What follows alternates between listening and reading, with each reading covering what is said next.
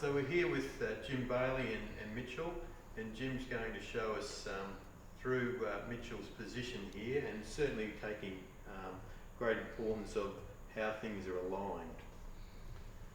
Okay, so at the front here we've got his hand well under the rifle laying across the palm of his hand. Nice straight lines through here, head upright, looking straight through the rear sight, through the front sight.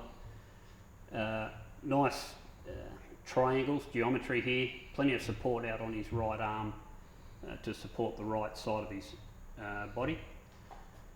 Then we come down the other side, left elbow tucked under the rifle just slightly to give it plenty of support once again.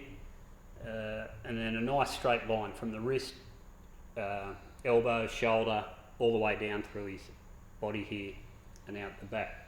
His left leg kicked a little, but to me anyway, that doesn't matter too much. It's all about this geometry at the front to give you plenty of support out on the range, in the wind, and on the different shapes of mounds that we have.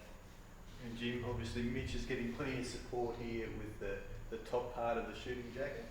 Exactly, all the support of a good fitting shooting jacket's right across the shoulders here and around onto the chest. It's a good fitting shooting jacket is worth its weight in gold. Just the support you get and the extra confidence you feel of how still you can hold it in rough weather when it's blowing and what have you. And Jim, a common mistake, these pads here are for a reason, to give grip onto the elbows of the shooter that's doing the main job of holding up the rifle in position. It's pretty straightforward, isn't it? That's important to be on the right position of the shooting mat.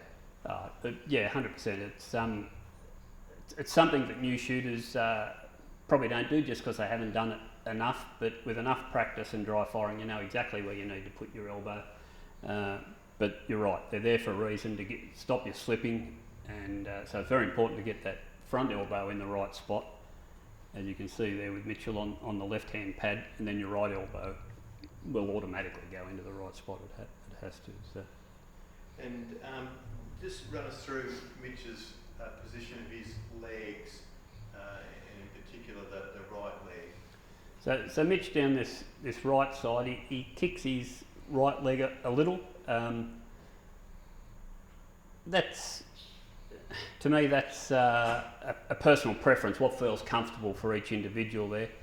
You will see quite a few people kick this leg further and bring the knee up a bit, and it takes some pressure off the right side and the diaphragm on the right hand side. To me, that's a personal preference. I wouldn't instruct anyone either way there, just whatever feels comfortable. Yeah, and we can see from, Mitch has been lying there for a while there, and there's been no movement in the legs at all, so he's obviously in a relaxed, comfortable position. Yeah, 100%. It's as much as it can be, it's got to be comfortable. It's a weird position to be in, tied up in a sling and laying down like that. But that just comes from practice and stretching it out more and more, how long you actually lay on the lounge room floor dry firing sort of thing. Yeah. So just going back to the sling, Jim, in particular, where it's affixed on the shooting jacket. Okay, so the sling's nice and high up the shoulder, hook here on the back of the shooting jacket's holding it in place. Very important, this is a 2-point sling, but 2 or single point doesn't matter. Very important that you have even pull coming around the front of the shoulder there, so it pulls evenly on your arm, and then it slides on top of itself there. So no buckles in the way, stopping the sling from moving in that situation, just the buckle on the outside of the arm there to adjust for tension, sling tension. And I would assume we'd be able to knock Mitch's rifle here and it'd go pretty much straight back into position, because yes. He's set up in that relaxed position where he wants to be behind the target, and he's got the tension applied in the right spots. Exactly, yeah.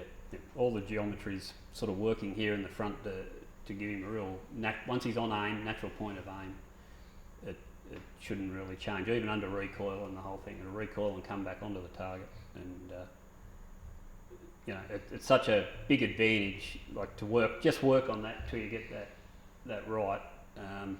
More important than reading wind or any of that sort of stuff, get this part right so you can fire good shots every time, and then you become a better wind reader. Yeah, so there you have it. It's all about setting up the position correctly, being able to repeat it time after time, and of course, as we've heard before, dry practice is a great way of helping that skill. Exactly, yeah, just repetitive. Jim and Mitch, thanks very much.